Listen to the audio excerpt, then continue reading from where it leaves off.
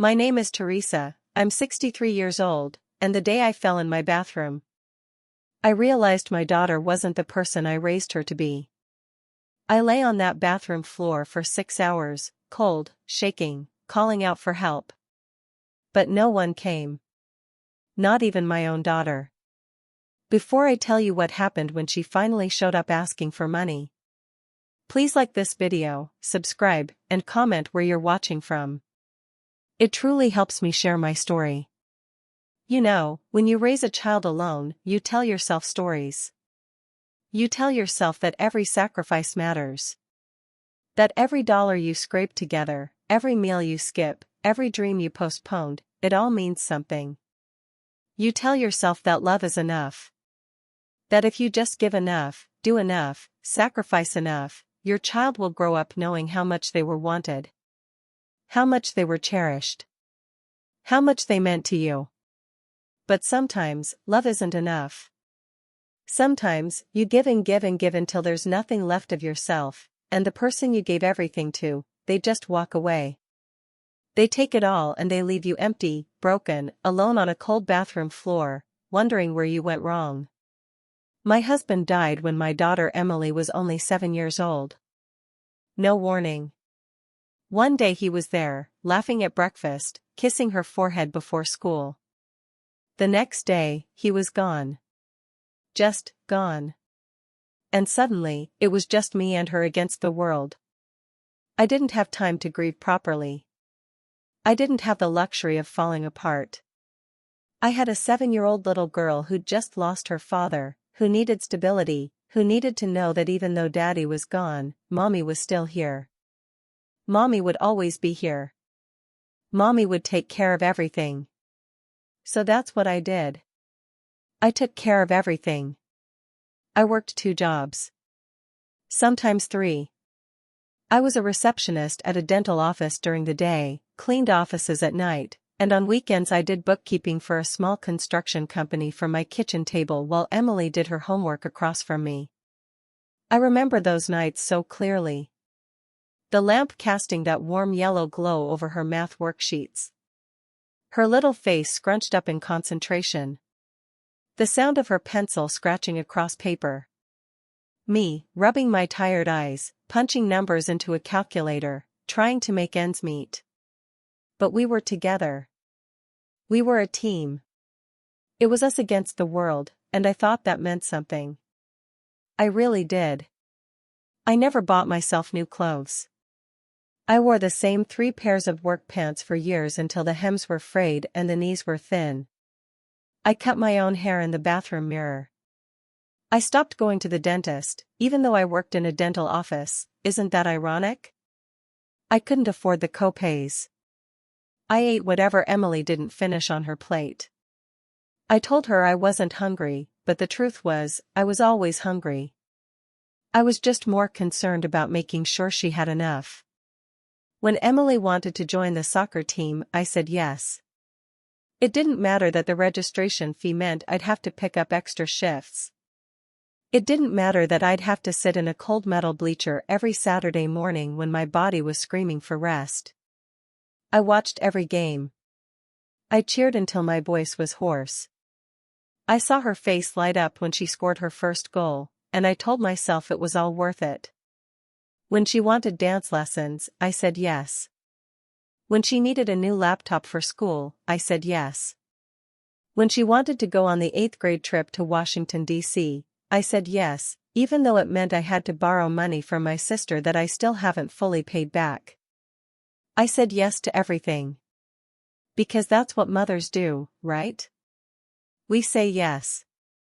We make it work. We sacrifice. We give until it hurts, and then we give some more. Emily was such a sweet child. She really was. When she was little, she'd crawl into my lap and wrap her tiny arms around my neck and tell me I was the best mommy in the whole world. She'd make me cards out of construction paper and crayons, lopsided hearts and stick figures holding hands. She'd pick dandelions from the yard and present them to me like they were roses. She'd kiss my cheek and say, "I love you, Mommy. I love you so much." I kept all those cards. They're in a box in my closet. Sometimes, I take them out and look at them, trying to remember when things changed.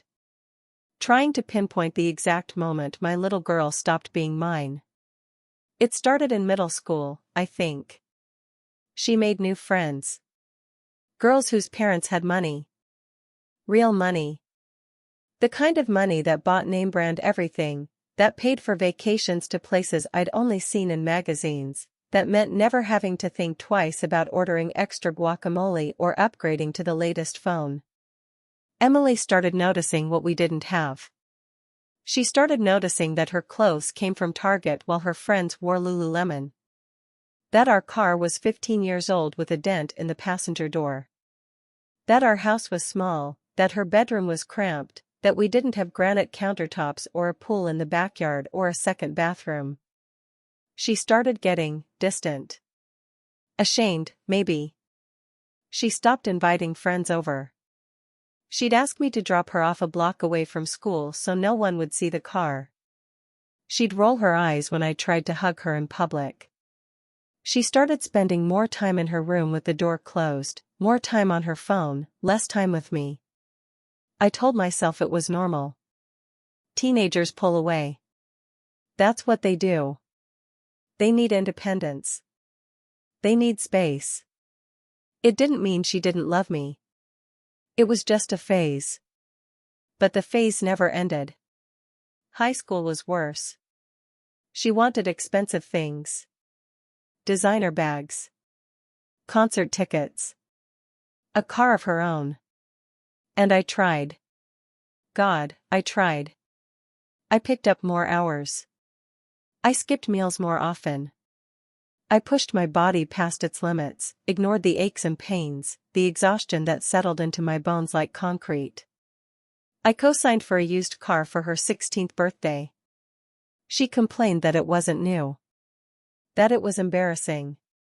That her friend Madison got a brand new Jeep. But she took it anyway. She took everything I gave her and complained it wasn't enough. College. That's when things really shifted. She got into a good school, not her first choice, but a solid state university. I was so proud. My daughter, going to college. Something her father would have been so proud of. Something I'd worked my whole life to make possible. I took out loans. I worked overtime. I cashed out the small life insurance policy for my husband's death that I'd been saving for emergencies.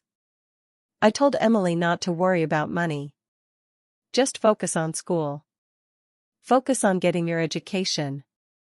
Everything else, I'll handle. And I did handle it. I handled all of it. The tuition, the room and board, the textbooks, the meal plan. The spending money she needed for going out with friends, for clothes, for trips during spring break. She called me less and less. At first, it was once a week. Then every other week. Then only when she needed something. Money for a formal dress. Money for a security deposit on an off-campus apartment. Money for a trip to Mexico with her sorority sisters. I gave it. All of it. Every time she called, I said yes. Because she was my daughter. Because she was all I had. Because I thought if I just kept giving, she'd remember. She'd remember how much I loved her. How much I'd sacrificed. How much she meant to me. But you can't buy love. You can't purchase gratitude. You can't make someone care about you just because you've given them everything. After college, she got a job. Not a great job, but a job. Marketing coordinator for some startup that paid her barely enough to cover rent in the expensive city she'd chosen to live in. But she had expensive tastes by then. She'd gotten used to a certain lifestyle in college, surrounded by kids whose parents paid for everything, who never had to worry about money. She still called asking for help. Her rent was due and she was short. Her car needed repairs. She'd maxed out her credit card and couldn't make the minimum payment. She needed a loan, just a small one, just to get her through the month. She'd pay me back, she always promised. She'd pay me back. But she never did. Not once. Not a single dollar. And I never asked. I never pushed. Because I didn't want to make her feel bad. I didn't want to put pressure on her. I didn't want her to think I was keeping score, that my love came with conditions. I just wanted her to be okay. I wanted her to be happy. Even if it meant I wasn't. I started putting off my own medical care. My knees hurt all the time, grinding bone on bone, but I couldn't afford to see a specialist. My blood pressure was high, but the medication was expensive, so I tried to manage it with a diet instead, a cheap diet though, rice and beans, because that's all I could afford. I needed new glasses, my prescription had gotten worse and I was getting headaches, but new lenses cost money I didn't have. The house started falling apart. Small things at first. A leaky faucet. A broken step on the front porch. Gutters that needed cleaning. But small things become big things when you can't afford to fix them. The leak got worse. The step rotted through. The gutters overflowed and water damaged the siding. I lived in a house that was crumbling around me, in a body that was breaking down, giving every spare penny to a daughter who barely called. She'd come to visit occasionally. Twice a year, maybe. Christmas and my birthday if I was lucky. But even then, she seemed distracted. Always on her phone. Always checking messages. Always ready to leave, to get back to her real life, the life that didn't include me. I'd make her favorite meals. I'd clean the house from top to bottom. I'd try to make everything perfect, hoping she'd want to stay longer. Hoping she'd sit with me and talk like we used to. Hoping she'd ask about my life, my health, my feelings. But she never did. She'd eat quickly, check her phone, make an excuse about needing to get back early because of work or plans with friends. And then she'd be gone again, and the house would be so quiet, so empty, so unbearably lonely. I made excuses for her. She's busy. She's young. She's building her life. This is normal. This is what happens when kids grow up. They leave. They move on. It doesn't mean she doesn't care. But deep down, in that place I didn't want to acknowledge, I knew the truth. She only called when she needed something. She only visited out of obligation. She didn't really care about me. Not the way I cared about her.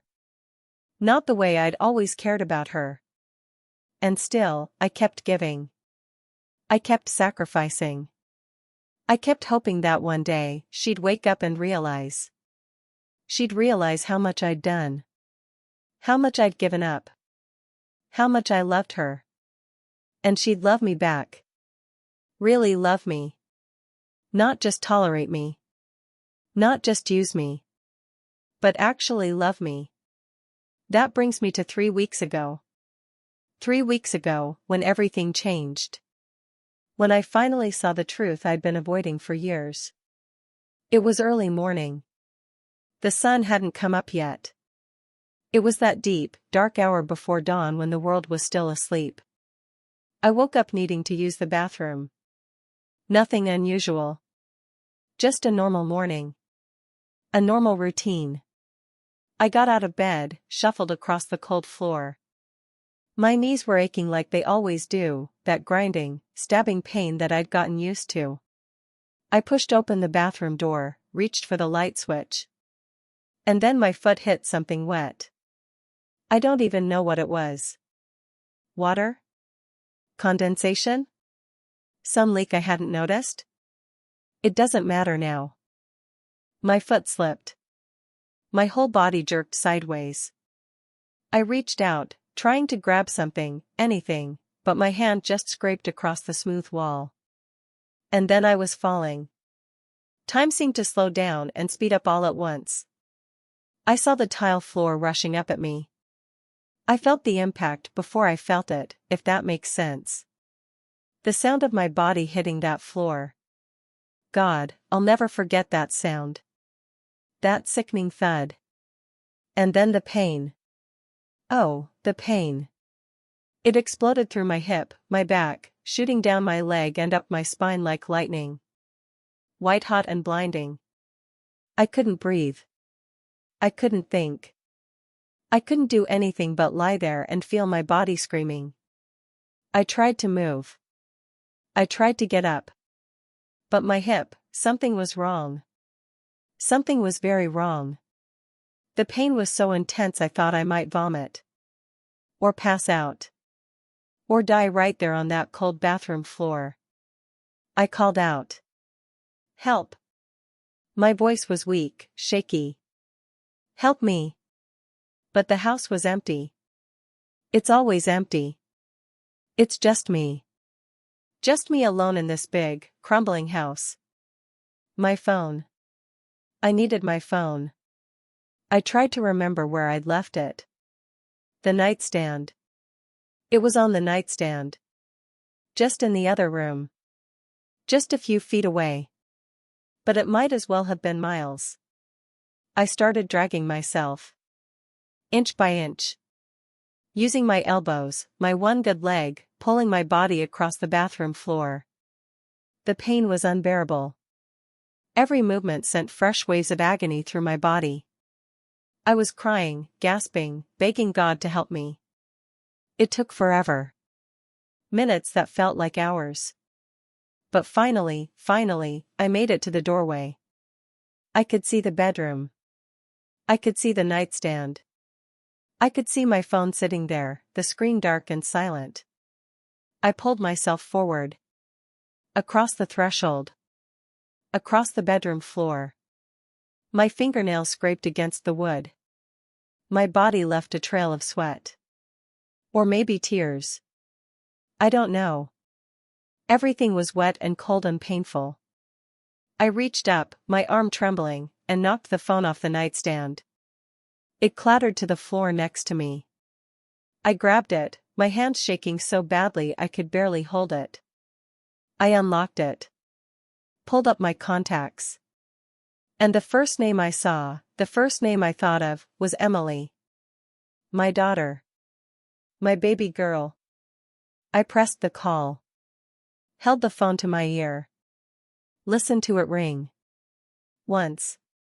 Twice. 3 times.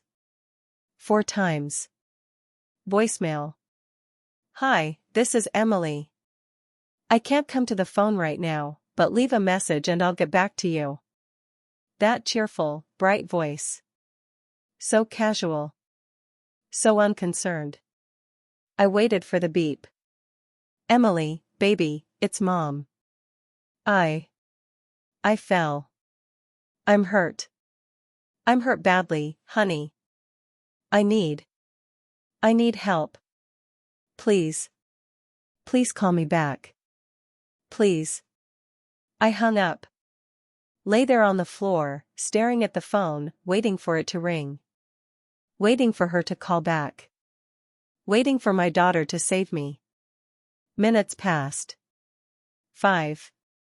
10. 15. Nothing. I called again. Straight to voicemail this time. She'd declined the call. She'd seen it was me and sent it to voicemail. My own daughter. My own child. The person I'd given everything to, sacrificed everything for, loved more than life itself. She saw her mother calling and ignored it. I left another message. This one is more desperate. Emily, please. I really need you. I'm on the floor. I can't get up. Something's wrong with my hip. I need you to call me back. Or come over. Please, baby. Please. I tried to call someone else. My sister, but she lived 3 hours away. My neighbor, but I didn't have her number saved. 911, I should call 911. But my brain was foggy with pain, with shock, with the overwhelming realization that my daughter wasn't coming. I don't remember making the decision to just wait. To just lie there and hope Emily would call back. But that's what I did. I lay on that bedroom floor, phone clutched to my chest, tears streaming down my face, pain radiating through every cell of my body, and I waited. The sun came up. Light started filtering through the curtains, that gray pre-dawn light turning pink, then gold. I watched the shadows shift across the ceiling. I listened to the house creak and settle. I felt my body growing colder, stiffer, the pain settling into a constant, throbbing ache.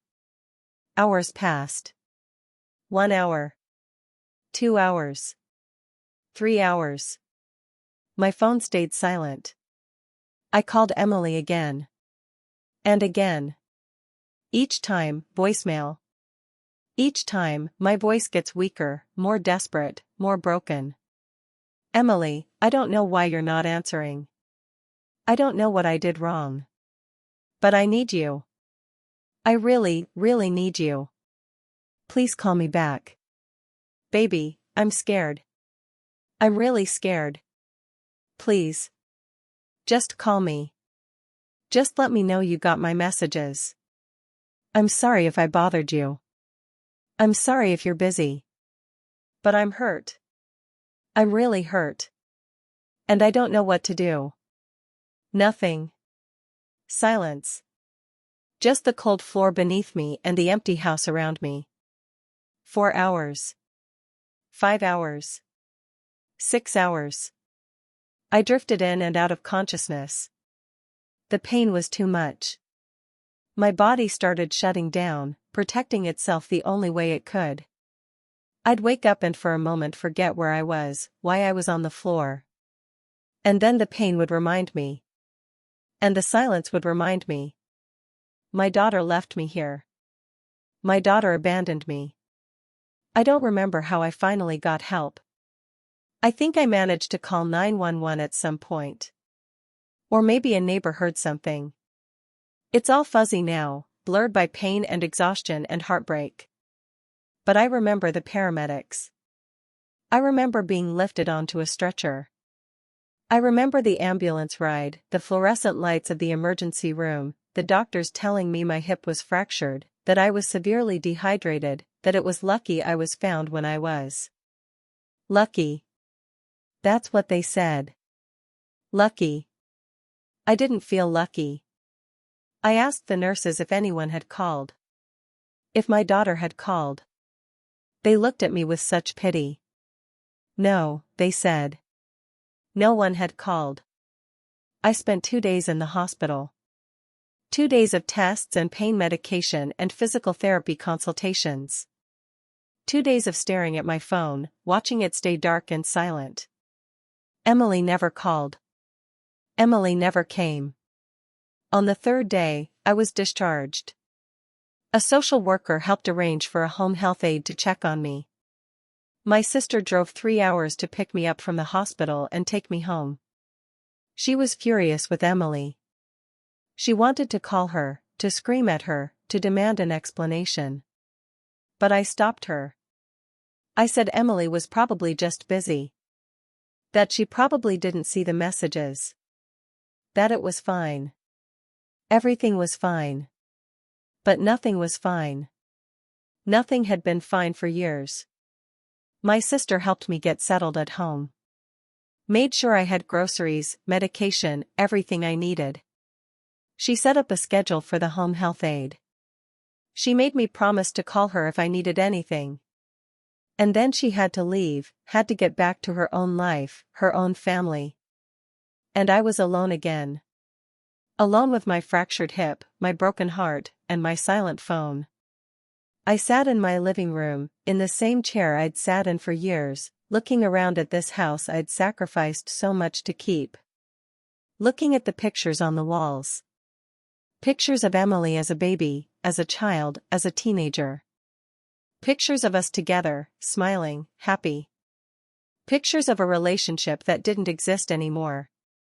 Maybe never really existed at all. And something inside me just broke. Or maybe it had been broken for a long time, and I was finally seeing it clearly.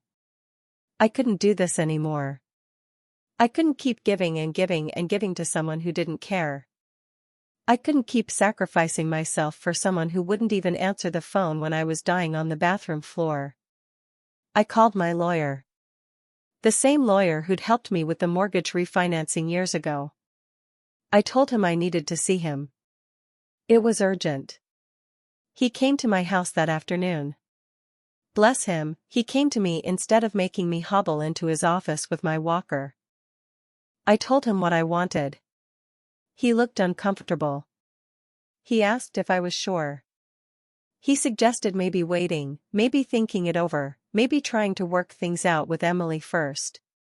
But I was sure. I was more sure than I'd been about anything in years. I wanted to revoke all financial support. Legal, binding, documented. No more money. No more bailouts. No more loans that never got repaid. Done. I wanted to change my will. Remove Emily as beneficiary. Everything I had, the house, the small savings account, the life insurance policy for my job, I wanted it to go to charities. Organizations that helped single mothers. Scholarships for kids who lost a parent. Anything. Anyone but her. And I wanted to write a letter. A letter explaining why. A letter that would make her understand. That would make her finally see what she'd done. What she'd become. The lawyer helped me with all of it. He typed while I dictated, my voice shaking but determined. He printed documents. I signed them. He had them notarized. It was official. It was done. And then I waited. 3 days after I got home from the hospital, 9 days after I fell on that bathroom floor, Emily finally showed up. I heard the car in the driveway. I heard her footsteps on the porch. I heard the door open, she still had a key, of course. Mom, she called out. Casual. Cheerful. Like nothing had happened. Like she hadn't ignored my desperate calls for help. Like she hadn't left me to die alone. She walked into the living room and stopped. Looked at me in the chair with my walker next to me, my leg elevated, my face still bruised from where it hit the floor. Oh my God, Mom. What happened to you? Her voice was surprising. But not concerned. Not guilty. Not apologetic.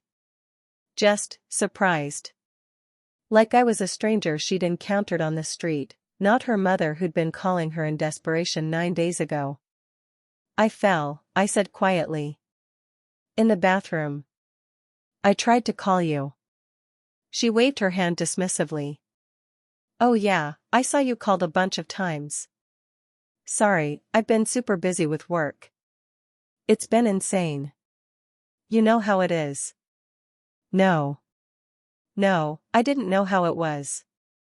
Because I'd never been too busy to answer when my child needed me. Never. She sat down on the couch, pulled out her phone, and glanced at it. Still distracted. Still somewhere else. So, listen, Mom. I actually need to talk to you about something. It's kind of urgent. Of course it was urgent. It was always urgent when she needed something from me. I'm in a bit of a bind financially. Like, a really bad bind. I made some mistakes with my credit cards, and there's this payment due, and if I don't make it, it's going to destroy my credit score. And I really need money, I finished for her. My voice was flat. Empty. Yeah. I know. I'm sorry to ask. But I'm really desperate here. It's not even that much. Just like $3,000. I'll pay you back, I swear. As soon as my next bonus comes through. $3,000. Not even that much. Just $3,000. $3,000 was 2 months of my wages when she was a kid. $3,000 was a semester of her textbooks. $3,000 was me eating rice and beans for months so she could go on spring break. And now it was not even that much. She sat there, looking at me expectantly. Waiting for me to say yes like I always did. Waiting for me to solve her problem like I always did. Waiting for me to give her everything and ask for nothing in return like I always did. But not this time. I leaned forward slowly, wincing at the pain in my hip. I reached for my purse on the side table.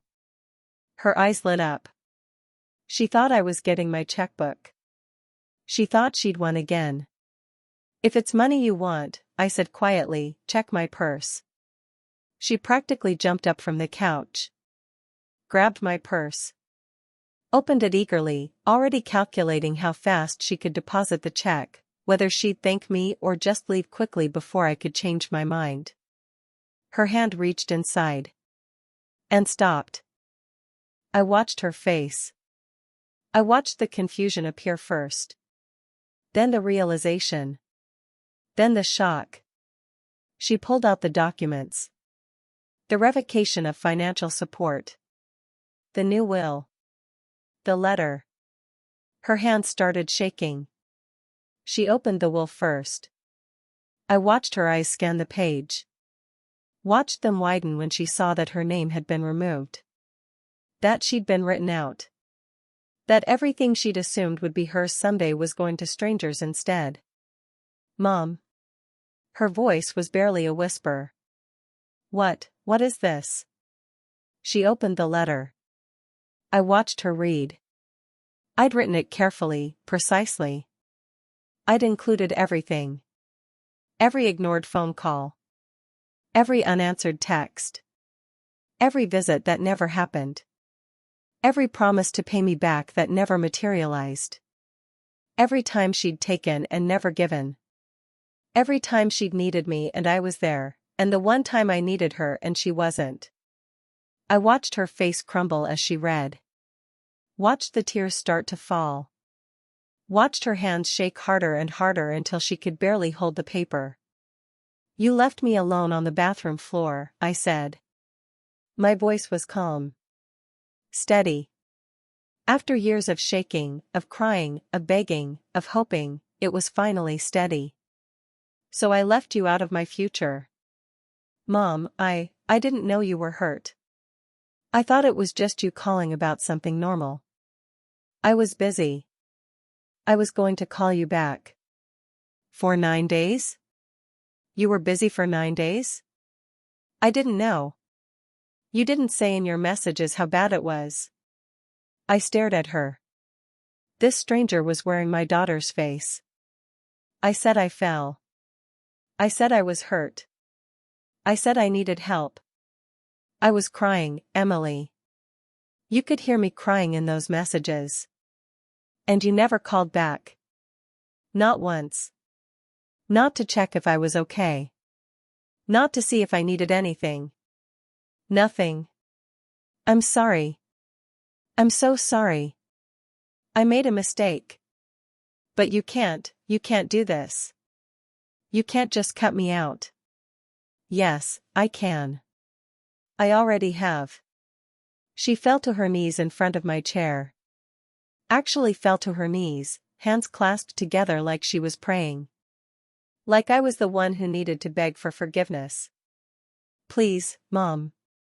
Please don't do this. I'm sorry.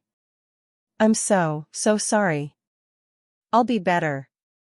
I promise I'll be better. I'll visit more. I'll call more. I'll pay you back everything I owe you. Just please don't do this. I looked at her kneeling there. My daughter. My baby girl. The child I'd given everything to. And I felt nothing. No anger. No satisfaction. No sadness. Just emptiness. How much do you owe me? I asked quietly. She blinked, confused by the question. What? How much money have you borrowed from me over the years? How much do you owe me? I I don't know. I'd have to add it up. I know. I've kept track. $37,462. That's how much you borrowed and never repaid. That doesn't count all the things I bought you, all the bills I paid, all the emergencies I covered. Just the money you specifically said you'd pay back. Almost $40,000. Her face went pale. I didn't realize it was that much. No. You never realized.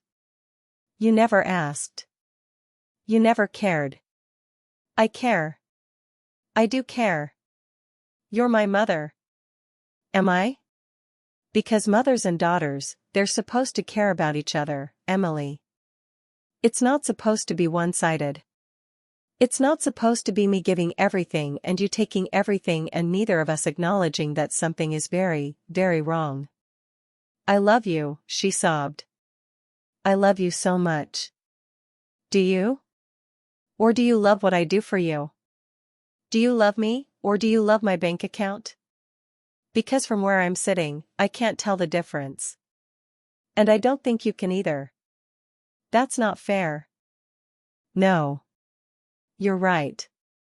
It's not fair. It's not fair that I worked 3 jobs to raise you. It's not fair that I never took a vacation. It's not fair that I'm 63 years old with a broken hip and no retirement savings because I gave everything to you.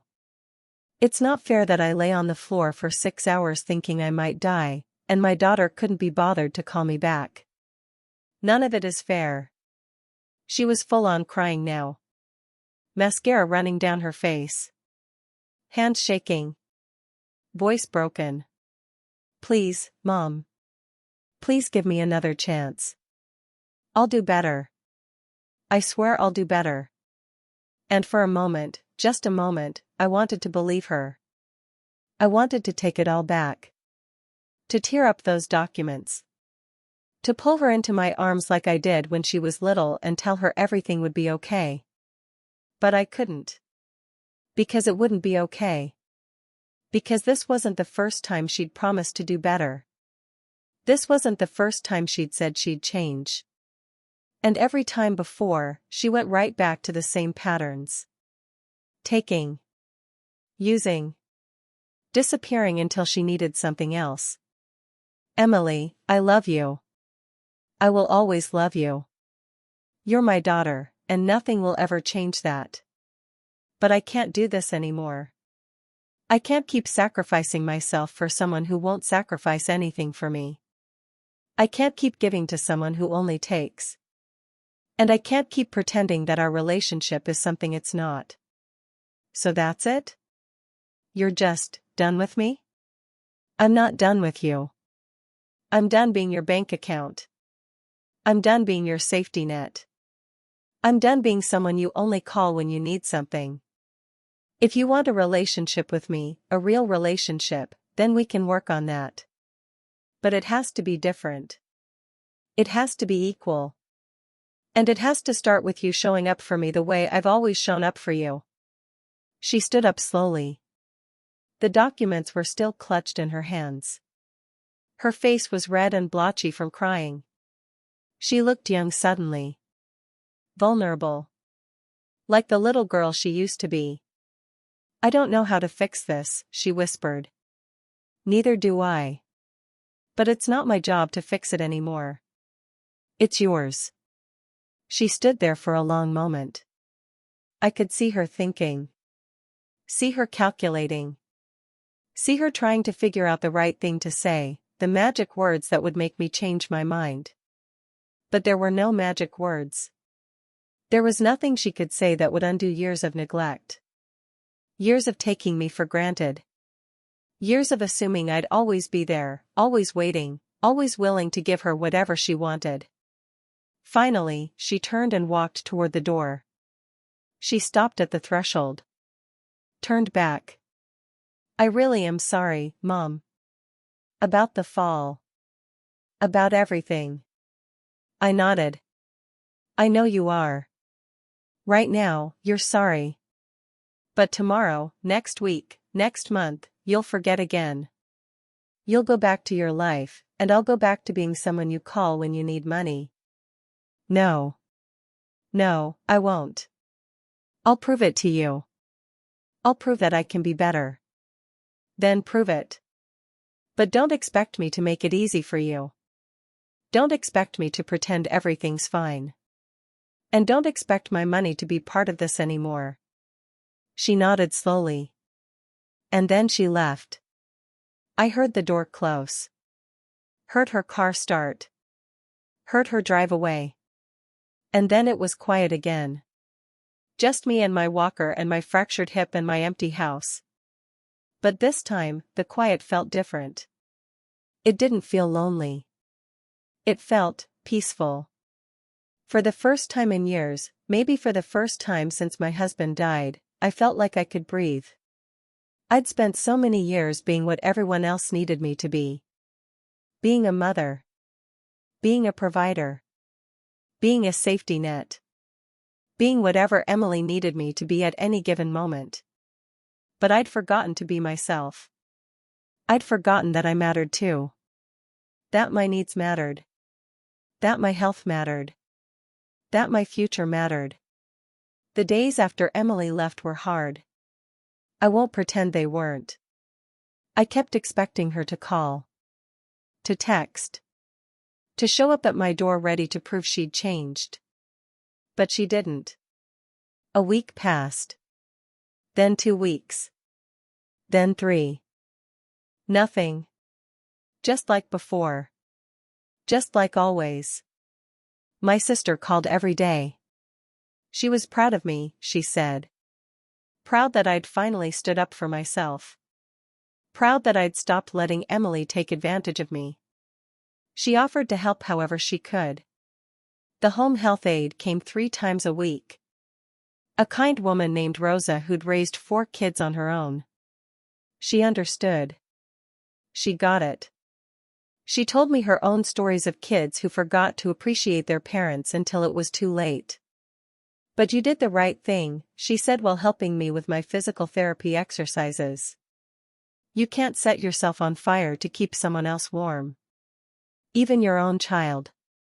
I started going to physical therapy. My hip was healing slowly. The doctor said I might always have a limp, and might always have some pain. But I'd walk again. I'd be okay. I started taking care of myself. Really taking care of myself. I scheduled a dentist appointment. An eye doctor. A checkup with my primary care physician for my blood pressure. All the things I'd been putting off for years. I started fixing up the house. Not big things, I couldn't afford big things. But small things. I fixed the leaky faucet. I patched the hole in the drywall. I bought some paint and painted the living room a cheerful yellow color. I joined a support group at the community center for older adults living alone. I met people who understood what it was like to feel invisible, to feel taken for granted, to feel like you'd given everything and received nothing in return. And slowly, very slowly, I started to feel like myself again. Like Teresa. Not just Emily's mom. Not just the woman who'd sacrificed everything. But me. A person with value. A person who deserved respect. A person who mattered. 6 weeks after that day in my living room, Emily called. I almost didn't answer. My finger hovered over the decline button for a long moment. But then I answered. Hello? Mom. Her voice was small. Uncertain. It's me. I know. Silence. I waited. I wasn't going to make this easy. I wasn't going to fill the awkward spaces like I used to. If she had something to say, she needed to say it. How? How are you doing? Your hip? It's healing. I'm in physical therapy. I'll probably always have a limp. Oh. More silence. That's. I'm sorry. Is there something you needed, Emily? No. I mean. I just wanted to call. To check on you. To see how you were doing. I almost laughed. Almost. After 6 weeks of silence, after years of only calling when she needed money, now she just wanted to check on me.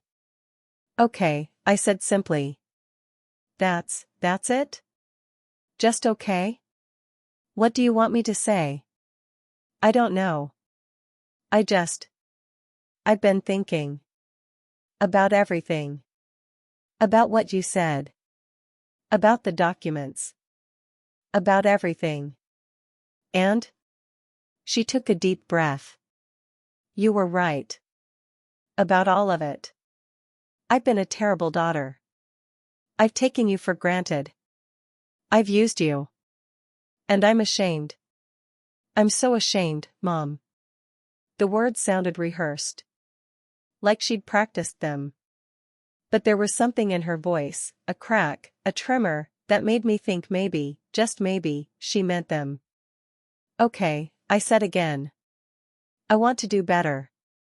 I want to fix this. But I don't know how. I don't know where to start. That's something you need to figure out, Emily. I can't tell you how to be a good daughter. I can't give you a roadmap. You have to want it yourself. I do want it. I really do. Then show me. Not with words. With actions. With consistency. With actually being there. I will. I promise. How many times had I heard those words? How many times had she promised and then disappeared again? We'll see, I said. We talked for a few more minutes. Awkward, stilted conversation. She told me about her job. I told her about my physical therapy. It felt like talking to a stranger. In many ways, she was a stranger. I didn't know this adult version of my daughter. I'd never been allowed to know her. She'd kept me at arm's length for so long. When we hung up, I felt nothing. No hope. No disappointment. Just a sort of neutral acknowledgement that the call had happened. But then something changed. Slowly. Gradually. Emily started calling every Sunday. Not long calls, just 10, 15 minutes. Checking in. Asking about my week. Telling me about hers. No requests for money. No urgent emergencies. Just talking. The first few weeks, I was waiting for it. Waiting for the ask. Waiting for her to build up to so, Mom, I actually need. But it never came. Then she started texting. Random things. A picture of a sunset. A meme that made her think of me. Hope you're having a good day. Small things. Tiny things. But things she'd never done before. 2 months after that first call, she asked if she could visit. Just for the day. Just to spend time with me. I said yes, even though part of me was terrified. Terrified it was a trick. Terrified she'd revert back to the old patterns. Terrified I'd let her back in and she'd hurt me all over again. She showed up on a Saturday morning with groceries. Not just any groceries, ingredients for my favorite meal. Chicken parmesan. Something I used to make for her when she was little, but hadn't made for myself in years because it felt like too much effort for just one person. I thought we could cook together, she said. Like we used to. We did. We stood in the kitchen, me moving slowly with my limp, her chopping vegetables and reading the recipe off her phone, and we cooked. It was awkward at first. We kept bumping into each other. The kitchen wasn't big enough for 2 people. But then she made a joke, and I laughed, and somehow it got easier. We ate at the small kitchen table. The same table where she'd done her homework while I did bookkeeping. The same table where we'd had breakfast before school every morning. The same table where we'd sat across from each other for 18 years before she left for college and everything changed. This is really good, she said, taking a bite. You did most of the work. You taught me how to cook it. I just. I'd forgotten. I'd forgotten a lot of things. She put her fork down. Looked at me directly. Really looked at me, maybe for the first time in years. Mom, I need to say something. And I need you to hear me. Really hear me. I nodded, bracing myself. When I got those documents, when I saw that you'd cut me out of your will, that you'd put everything in writing about how I'd failed you, I was angry at first. I thought you were being cruel. I thought you were punishing me for just living my life. She paused, her eyes filling with tears. But then I couldn't stop thinking about it. I couldn't sleep. I kept seeing your face when I walked in that day and you were hurt. You were hurt and I didn't even know. I didn't even check my messages. I saw you'd called and I just ignored it. Because I always ignored it unless I needed something. A tear rolled down her cheek. I started going through my phone. Looking at our call history. And do you know what I found? In the last 2 years, every single time I called you, every single time, it was because I needed money. Not once did I call just to talk. Not once did I call to ask how you were doing. Not once. She wiped her eyes with the back of her hand. And then I started thinking about my childhood. About how hard you worked. About how you were always there, at every game, every recital, every parent-teacher conference. About how you went without so I could have. And I realized I never said thank you. I never appreciated it. I just expected it. Like it was your job to sacrifice everything and my job to take it. Her voice broke. I was so ashamed. I am so ashamed. Because you're right. I became someone you wouldn't recognize. Someone I don't even recognize.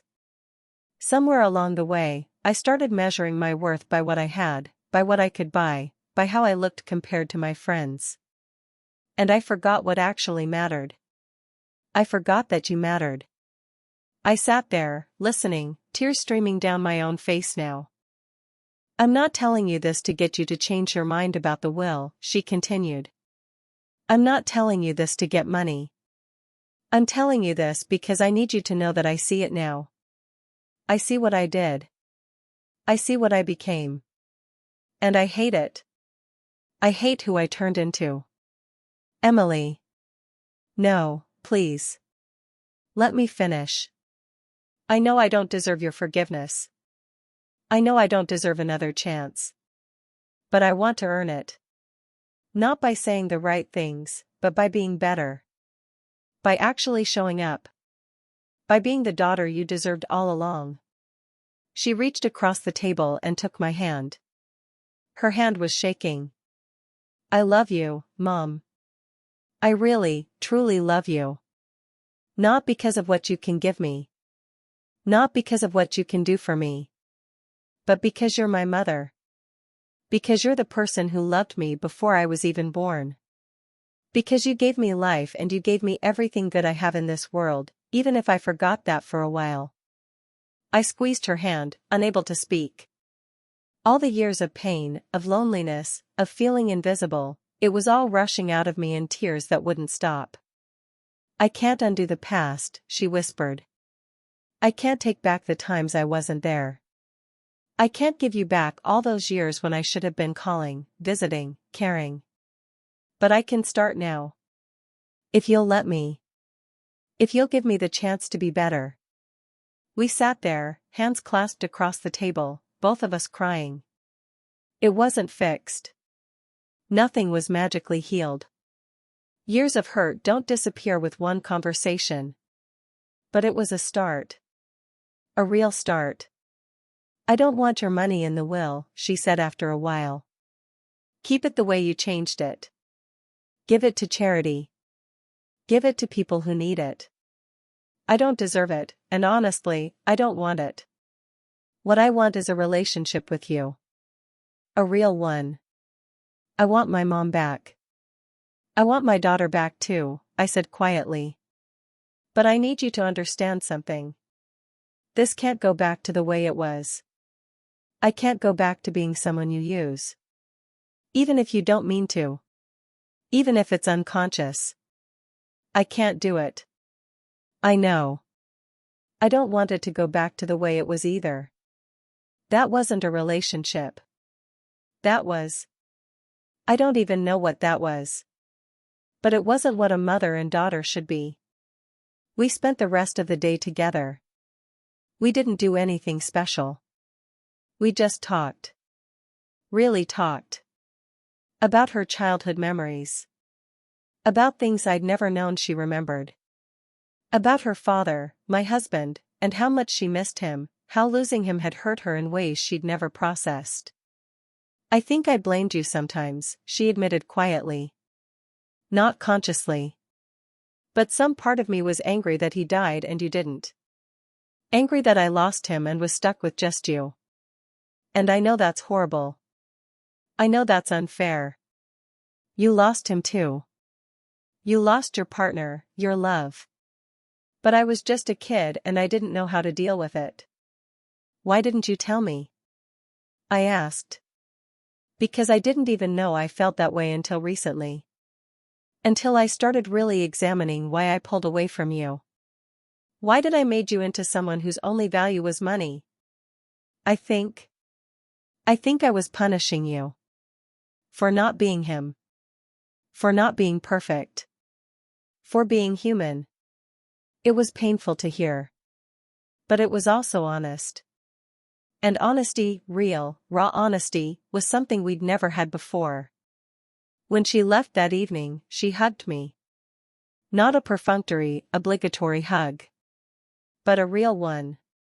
A long one. The kind of hug where you hold on because you don't want to let go. The kind of hug that says I'm sorry and I love you and please forgive me all at once. I'll call you on Sunday, she said. Okay. And I'd like to come visit again next month. If that's okay. That would be nice. She got in her car. Waved. Drove away. And I stood on my porch, my damaged porch with the rotted step I still needed to fix, and I felt something I hadn't felt in years. Hope. Not certainty. Not trust. Not yet. But hope. Hope that maybe, just maybe, we could find our way back to each other. That was 4 months ago. 4 months of weekly phone calls. 4 months of regular visits. 4 months of Emily slowly, carefully, consistently showing me that she meant what she said. She paid me back. Not all at once, she couldn't afford that. But she set up a payment plan. $200 a month. It'll take years to pay back the full amount, but that's not the point. The point is she's trying. She's acknowledging the debt. She's taking responsibility. She started coming to my physical therapy appointments. Sitting in the waiting room. Driving me home. Stopping to get lunch on the way. Making sure I take my medications. Helping me with the exercises I'm supposed to do at home. She brought her boyfriend to meet me last month. A nice guy. A teacher. They sat on my couch and held hands and he asked me questions about myself, about my life, my work, my interests, like I was a real person, not just Emily's mother. She calls on days that aren't Sunday sometimes. Just random calls. Hey, Mom, I was thinking about you. How's your day going? She remembers things. I mentioned offhand that I liked a particular author, and she sent me that author's new book. She remembered that I used to love gardening before my knees got bad, so she brought over some potted plants I could tend without having to kneel. Small things. But they're not small at all. They're everything. Is it perfect? No. We still have hard days. She still sometimes forgets to call when she says she will. I still sometimes feel that old anxiety creeping in, wondering when she'll disappear again. We're both learning how to be in a real relationship with each other, and that's messy and complicated. But it's real. It's honest. It's based on mutual respect rather than obligation or guilt or financial dependency. And here's what I've learned through all of this. Here's what I need you to understand if you're in a similar situation. You cannot love someone into loving you back. You cannot sacrifice yourself into being valued. You cannot give and give and give until someone finally sees your worth. They have to see it themselves. They have to choose to value you. And if they don't, if they can't or won't, then you have to value yourself enough to walk away. Even if it's your child. Even if it breaks your heart. Even if it goes against every instinct you have as a parent. Being a mother doesn't mean being a doormat. It doesn't mean accepting disrespect. It doesn't mean allowing yourself to be used. It doesn't mean sacrificing your well-being, your future, your dignity for someone who won't appreciate it. Love, real love, is a two-way street.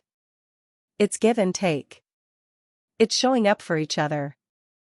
It's caring even when it's inconvenient. It's answering the phone when someone needs you.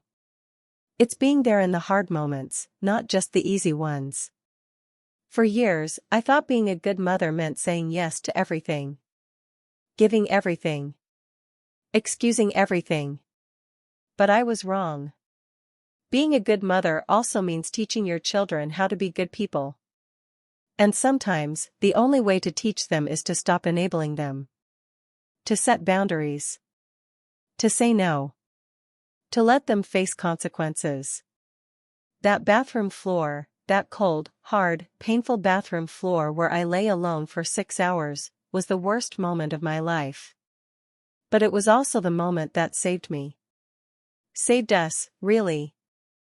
Because if I hadn't fallen, if I hadn't been forced to see the truth of what our relationship had become, I would have kept going. Kept giving. Kept shrinking myself smaller and smaller until there was nothing left. And Emily would have kept taking. Not because she's evil or malicious, but because I'd taught her that's how our relationship worked. I'd taught her that my purpose was to give and her purpose was to take. I'd taught her that my needs didn't matter. That I didn't matter. That day in my living room, when I handed her those documents, when I told her she'd left me on the floor so I was leaving her out of my future, that was the day I finally chose myself.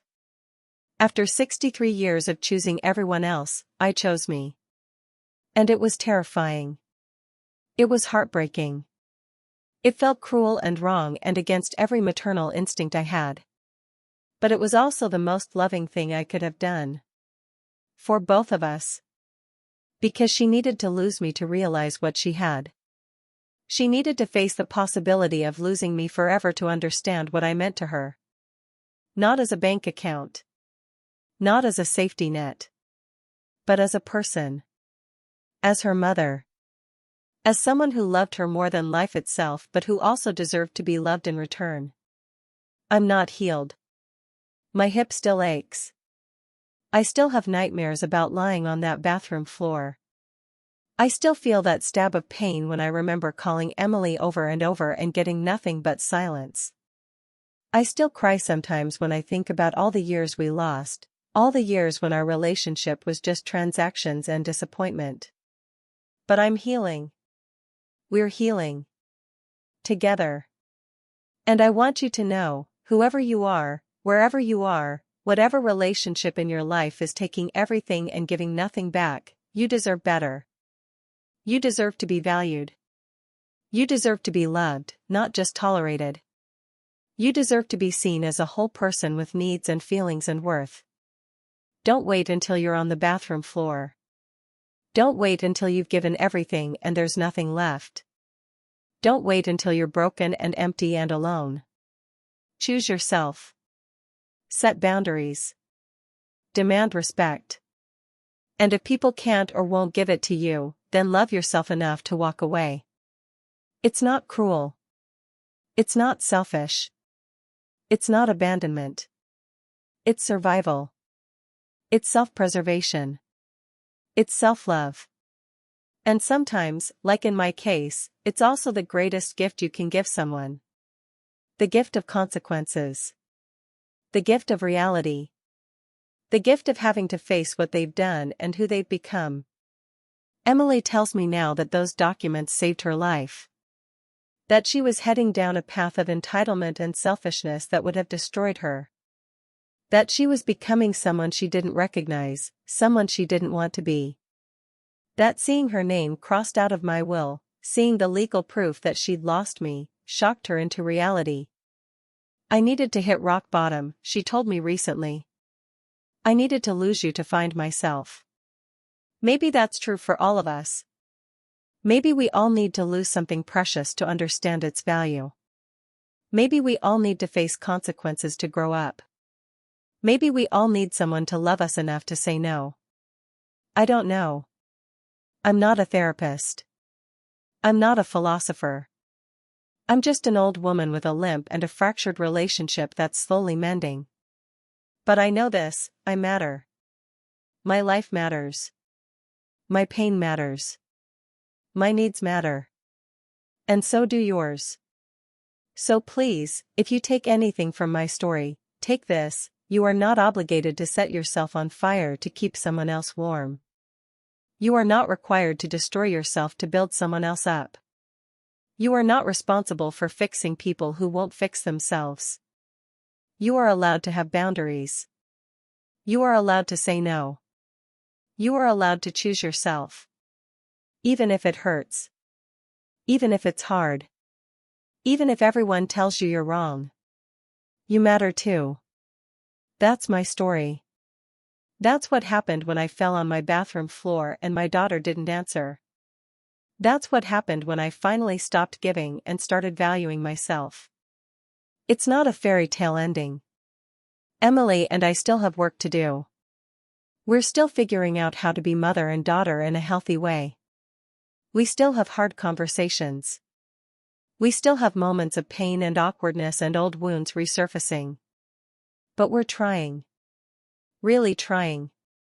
Together. And that's more than I had before. That's more than I ever thought I'd have again.